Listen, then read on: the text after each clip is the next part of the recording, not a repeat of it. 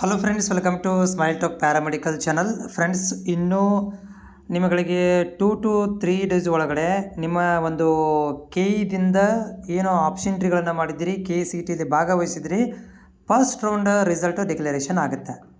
ಯಾವಾಗ? ಇನ್ನೊಂದು 2 ರಿಂದ 3 ದಿವಸ ಒಳಗಡೆ ನಿಮಗೆ ಡಿಕ್ಲರೇಷನ್ ಆಗುತ್ತೆ. ಸೊ ಆದಮೇಲೆ ನೀವು ಅಡ್ಮಿಷನ್ ಹೋಗಬೇಕು. ಕಾಲೇಜ್ ಇಷ್ಟ ಅನಿಸಿದರೆ ಅಡ್ಮಿಷನ್ ಹೋಗಬೇಕಲ್ಲ. ಯಾವೆಲ್ಲ ಡಾಕ್ಯುಮೆಂಟ್ ನೀವು ರೆಡಿ ಮಾಡ್ಕೋಬೇಕು? ಎಲ್ಲ ಒರಿಜಿನಲ್, ಯಾಕಂದರೆ ಕಾಲೇಜಲ್ಲಿ ಸಬ್ಮಿಟ್ ಮಾಡಬೇಕಾಗತ್ತೆ ಎಲ್ಲ ಒರಿಜಿನಲ್ ಡಾಕ್ಯುಮೆಂಟ್ಸನ್ನು. ಕಾಲೇಜಲ್ಲಿ ಸಬ್ಮಿಟ್ ಆದರೆ ಅಡ್ಮಿಷನ್ ನಿಮ್ಮ ಕೋರ್ಸ್ ಮುಗಿಯೋ ತನಕ ಅವ್ರ ಹತ್ರ ಇರುತ್ತೆ. ಸೊ ಹೀಗಾಗಿ ನೀವು ಏನೋ ಇಲ್ಲ ಅಂದರೂ ಕೂಡ ಒರಿಜಿನಲ್ ಡಾಕ್ಯುಮೆಂಟದು ಒಂದು 5 ರಿಂದ 6 ಸೆಟ್ಗಳನ್ನು ಜೆರಾಕ್ಸ್ ಮಾಡಿ ನಿಮ್ಮ ಫ್ಯೂಚರಿಗೆ 4 ವರ್ಷ ಆಗೋ ತನಕ ಎಷ್ಟು ಬೇಕಷ್ಟು ಜೆರಾಕ್ಸ್ಗಳನ್ನು ಮಾಡಿ ಇಟ್ಕೊಳ್ಳಿ. ಒಂದನೇದು. ಎರಡನೇದು, ಅಡ್ಮಿಷನ್ಗೆ ಯಾವ ಡಾಕ್ಯುಮೆಂಟ್ ಬೇಕು ಅಂತಂದರೆ, first of all SSLC marks card ಬೇಕು ರೀ.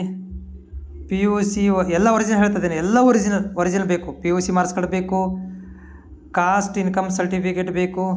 ಓಕೆ, 3 ಆಯಿತಾ? ವೆರಿ ಇಂಪಾರ್ಟೆಂಟ್ ಇವೆಲ್ಲ: SSLC, PUC, caste certificate, income certificate, caste income certificate ಬೇಕು. ಅದಾದ ನಂತರ ಏನಪ್ಪ ಅಂದರೆ ಸ್ಟಡಿ ಸರ್ಟಿಫಿಕೇಟಲ್ಲಿ ಯಾವುದು?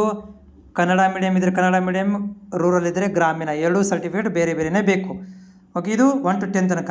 ಇವು ಮೇನ್ ಇಲ್ಲಿಗೆ. ಆಮೇಲೆ ಇದ್ರ ಜೊತೆಗೆ ಅಪ್ಲಿಕೇಶನ್ ಫಾರ್ಮ್ ಬೇಕು. ಓಕೆ, ಸೊ ಅಪ್ಲಿಕೇಶನ್ ಫಾರ್ಮ್ ಯಾವುದು? ನೀವು ಈಗ ಆಗಲೇ ಅಪ್ಲಿಕೇಶನ್ ಹಾಕಿರ್ತೀರಲ್ಲ KCTಗೆ, ಅಪ್ಲಿಕೇಶನ್ ಫಾರ್ಮ್ ಬೇಕು. ಅದಂತರ ವೆರಿಫಿಕೇಷನ್ ಸ್ಲಿಪ್ನ ಇಟ್ಕೊಂಡಿರಿ. ನಾಮಕಾಸ್ತಿ ಇದೇನು ಇಂಪಾರ್ಟೆಂಟ್ ಅಲ್ಲ. ವೆರಿಫಿಕೇಷನ್ ಸ್ಲಿಪ್ ಅದು ಕೂಡ important. Verification slip. Okay, so verification slip ಬೇಕು. ಅದಾದ ನಂತರ ನೆಕ್ಸ್ಟ್ ಏನಪ್ಪ ಅಂತಂದ್ರೆ ಇಲ್ಲಿ ನಿಮ್ಮ ಆಧಾರ್ ಕಾರ್ಡ್ ಬೇಕು. ಸೊ ಓಕೆ, ಆಧಾರ್ ಕಾರ್ಡ್ ಬೇಕು. ಅದಾದ ನಂತರ ನೆಕ್ಸ್ಟ್ ಏನಪ್ಪ ಅಂದರೆ ಇಲ್ಲಿ ನಿಮ್ಮದು ಇಂಪಾರ್ಟೆಂಟು ಕನ್ಫರ್ಮೇಷನ್ ಸ್ಲಿಪ್. ಯಾವಾಗ ನಿಮಗೆ ಸೀಟ್ ಕನ್ಫರ್ಮೇಷನ್ ಆದಮೇಲೆ ಕನ್ಫರ್ಮೇಷನ್ ಸ್ಲಿಪ್ ಅದು ನೀವು ಡೌನ್ಲೋಡ್ ಮಾಡ್ಕೊಂಡು ಹೋದರೆ ಅವ್ರು ನಿಮಗೆ ಕೇಳ್ತಾರೆ.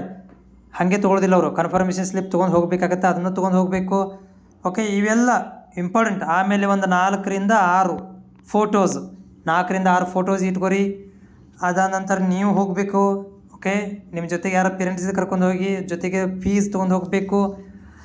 ಆಮೇಲೆ 2 ಸೆಟ್ ಜೆರಾಕ್ಸ್, ಇವನ್ನೆಲ್ಲ 2 ಸೆಟ್ ಜೆರಾಕ್ಸ್, ಆಧಾರ್ ಕಾರ್ಡ್ ಸಮೇತ 2 ಸೆಟ್ ಜೆರಾಕ್ಸು. ಮತ್ತು ಅವ್ರು ಏನಾದ್ರು ಎಕ್ಸ್ಟ್ರಾ ಏನಾದರೂ ಕೇಳಿದರೆ ಓಕೆ, ಅದನ್ನು ಅವರು ಅಲ್ಲೇ ಟೈಮ್ ಕೊಡ್ತಾರೆ. ಬಟ್ ಇಂಪಾರ್ಟೆಂಟ್ ಇರೋದು ಇಷ್ಟು.